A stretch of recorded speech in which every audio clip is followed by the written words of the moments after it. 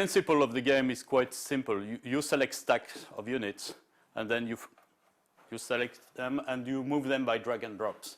So it's quite easy to do that. You can do this for all units under your control.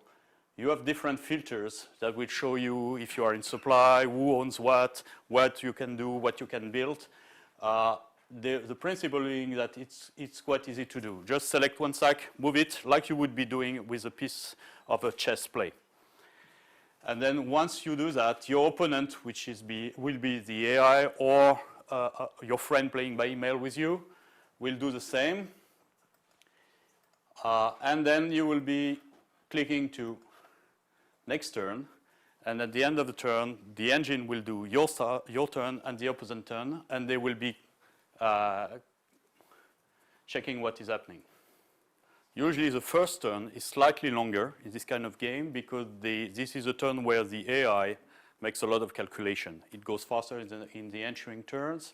The idea being that our engine is quite known for the quality of the AI. That's we know most players start playing alone against a computer. So that's something we took a lot of time working on the military AI of the game to ensure something happened. What happened in the game is that usually the pieces are moving, and when nothing happened, well, you just don't see nothing. If something happened, like a combat, you will have a battle report which pop-ups, tell you what happened, and then you will see seeing results. This is not a tactical game, so in that game you don't go inside the battle to give orders. You are considered to be the commander-in-chief, so you don't meddle yourself directly into the battle results or battle decisions. You have all your subordinates which are here to do that.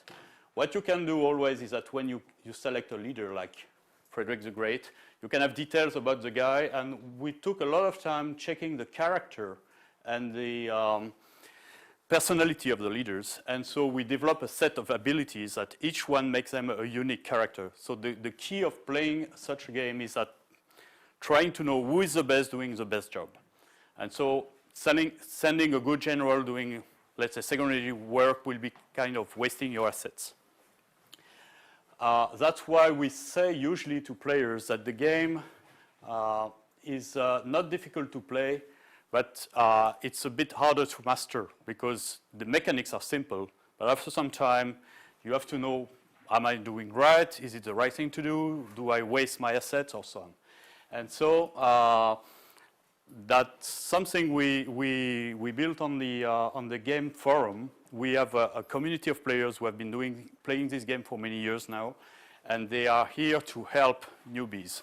When they come, they usually have questions, do I do that right? Is it okay? And so on. And then in that case, they get help from the rest of the community. At the moment, the frequency we have on the forum is about 5,000 players, regular players, having played our different games, and they know what to do. What you can see slightly here on the side, we also model the weather patterns. Like when it comes to winter, you will see the map changing and snow flowing in, knowing that at the time there was little fighting in the winter. At the moment it's very quiet because in this scenario I don't have much battle. My opponents are all here and they are quiet in their castles and don't want to get out. I would have liked to show more action, but the AI felt probably it's a bit dangerous to go outside in battle. I tried to force her out. More or less let's say the subject covers a world war. Then we have planned for the future expansions covering different conflicts in Europe at the same era, let's say 10 years before or 10 years later. You can play here either with these small chess-like figurines, or you can play with 3D animation counters. That's players' decision.